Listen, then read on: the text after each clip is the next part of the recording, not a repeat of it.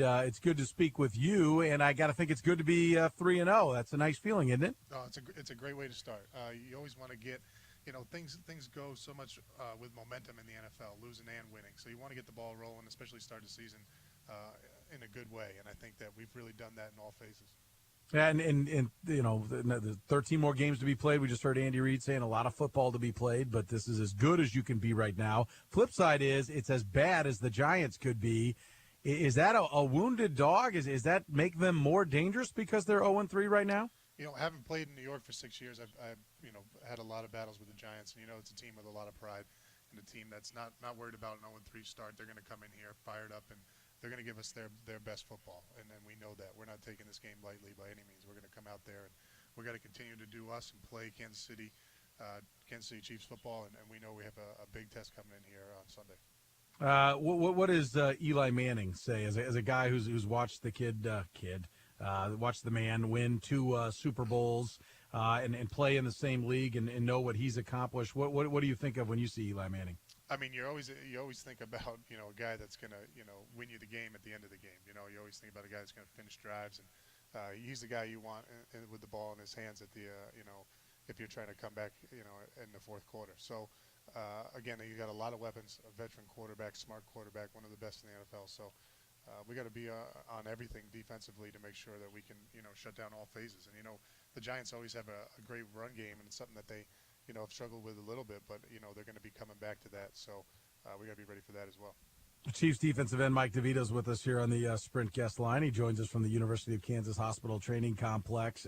He's had 2 seasons where he's thrown more than 20 interceptions. One of those seasons, though, he won the Super Bowl, the only guy ever to win the Super Bowl with 20 interceptions in a season as a quarterback. Is he a riverboat gambler? Is he a guy that'll take big risks but gets big rewards in? I mean, that's kind of a unique little spot in NFL history that he holds there. Yeah, I mean, I think you could say that sometimes in the past, but he's a guy that knows how to manage a game as well. He's a guy that plays really smart football, and he's got a great receiving core there. He's got a lot of weapons. So again, a veteran quarterback. Anytime you're going against a Manning, it's going to be a dogfight. All right, how about their run game? They have not been able to get the run game going, and Tom Coughlin is a guy that loves to run the football.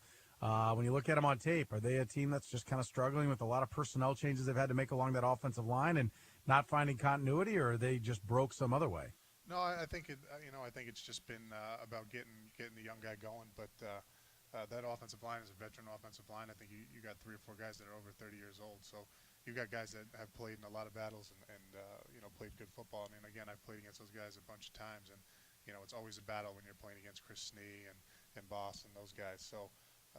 I'm sure that's something that they're going to want to get back to and something that we got to be ready for. And you guys have been good against the run. Now, look, the numbers against the Eagles aren't great, but the Eagles are obviously a very unique type of offense to prepare for and shut down the run, particularly when the quarterback's a threat. I mean, and talk to a lot of coaches, the first thing they'll tell you when it comes to stopping the run is the quarterback a threat with a run? And the greatest running threat ever for a quarterback is who you faced last week. How much more difficult is it to stop the run with a Mike Vick versus when you know that you don't really have to account for Eli Manning taking one up the middle for 60, 70 yards? Yeah, I mean, it's definitely tough when you have to deal with a quarterback that can get out and that can run with the ball. I remember a couple of years ago when we played Denver and Tebow was the quarterback, and they could line up in 5 wides, and still run power because he can run the ball. So it adds a different element. But again, the Giants have Brandon Jacobs back there now.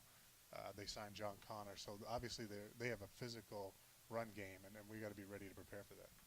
How much does the extra days? What do you get more out of? Preparation time or time for the body to heal? I think you get a little bit of both. You get to get off your feet a little bit, get your legs back, under you. And anytime you get a chance to do that, that's really a blessing. And then you get to, get a jump on the film and watch their first 2 games, watch their last game live. You get to see that. So it gives you time mentally and physically to get ready for the game.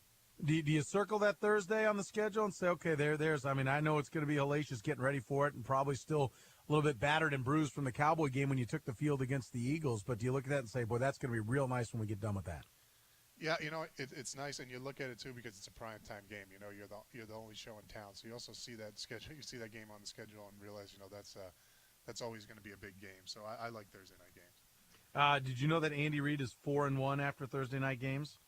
I didn't know that, but I know Coach Reid is he's always ready. I know that he has an approach to winning, and you can tell it here, and guys are really buying into it. You know, Coach Reid knows how to win. I saw the stat from Arrowhead Pride. I'll throw some love to the guys who found it. 4-1 after Thursdays, 13-1 after the bye.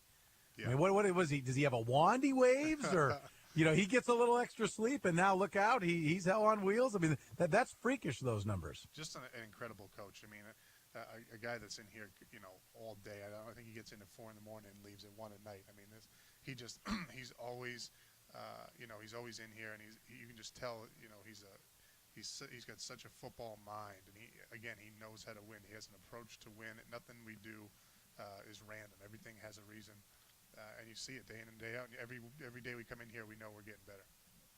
We're talking right now with Mike DeVito, Chiefs defensive end, as they get ready to take on the New York Giants and attempt to go to 4-0. By the way, do you know what the numbers are when you go 3-0 as far as making the playoffs? What percentages they are? Was it 70-something, 76% or something? Yeah, 77. Yeah, 3-0 since 1990 is 77%. 4-0 becomes 82%.